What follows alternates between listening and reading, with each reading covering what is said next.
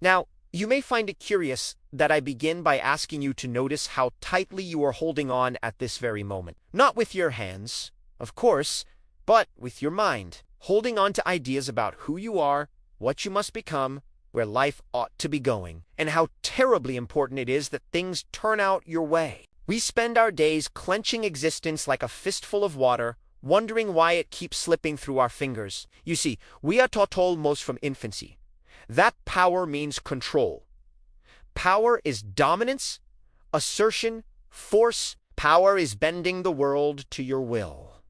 And so we strain, we push, we plan, we worry, we grit our teeth and call it responsibility. Yet the strange and delicious paradox is that the harder you try to control life, the more uncontrollable it becomes. Like trying to smooth ripples on the surface of a pond with your hand, you only make more waves. Let me put it to you this way. Have you ever tried to fall asleep by force? You say to yourself, "Now then, I must sleep." You arrange the pillows, you close your eyes. You command the mind to shut up. And what happens? Thoughts parade louder than ever. The body grows restless. Sleep, which arrives so naturally when you stop caring, refuses to come when summoned.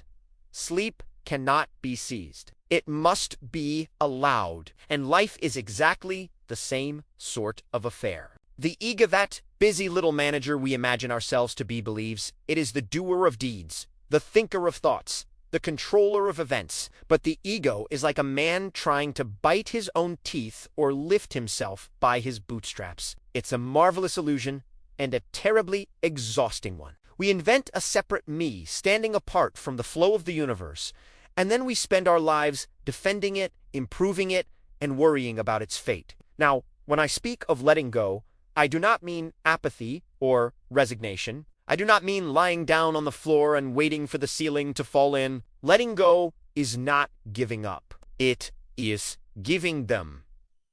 And there is all the difference in the world. To give up is despair. To give in is wisdom. It is the realization that you are not standing outside the process of life. You are the process itself. Imagine a river. If you fall into it and thrash about, flailing your arms in panic, the water will exhaust you. But if you relax, if you spread your limbs and allow yourself to float, you discover that the river has been holding you all along. Letting go does not mean sinking. It means trusting the current. Now, this is where the ego becomes particularly indignant. But if I let go, it protests, who will run my life? Who will make the decisions? Who will ensure I don't make a dreadful mess of things? And the answer is beautifully absurd. The same thing that has been running your life all along. The same intelligence that grew your fingernails, digested your lunch, and arranged the stars without asking your permission. You are not a stranger dropped into this universe like a tourist who took a wrong turn. You are an expression of it. You are something the whole universe is doing, in the same way that a wave is something the ocean is doing. And waves do not worry about where they are going next. They rise, they curl, they crash, and they dissolve back into the sea, only to appear again in another form. When you see this not merely as an idea, but as a felt experience, your relationship with fear begins to change. Fear thrives on resistance. It feeds on the illusion that there is a you here who must defend itself against a threatening world out there. But when you let go of that division, fear loses its footing. It has nowhere to stand. This does not mean fear vanishes entirely. After all, nerves still fire, hearts still race, palms still sweat, but fear becomes like thunder in the distance rather than a monster in the room. You hear it, you feel it, but you are not possessed by it. You no longer mistake sensation for catastrophe. And here is the quiet miracle. When you stop trying to control life, life becomes remarkably cooperative. Decisions make themselves.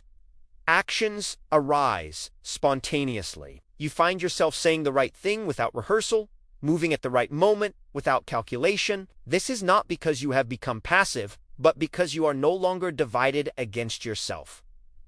Control fragments you. Letting go integrates you. You begin to live not as a strategist plotting moves on a chessboard, but as a dancer responding to music. And the music you discover has been playing all along. You simply hadn't been listening because you were too busy counting steps. So, the great secret, the one that sounds too simple to be true, is that power does not come from tightening your grip on existence. It comes from relaxing into it, from trusting that you belong here, that you are not an accident, and that the same force that carries the stars through space is quite capable of carrying you through your life. And once you taste this freedom, even for a moment, you may laugh. You may laugh at how hard you've been trying, how serious you've been pretending to be, how convinced you were that the universe needed your supervision. And in that laughter, so it is with you. The moment you stop trying to improve yourself, you begin to unfold. Improvement implies that there is something fundamentally wrong with you,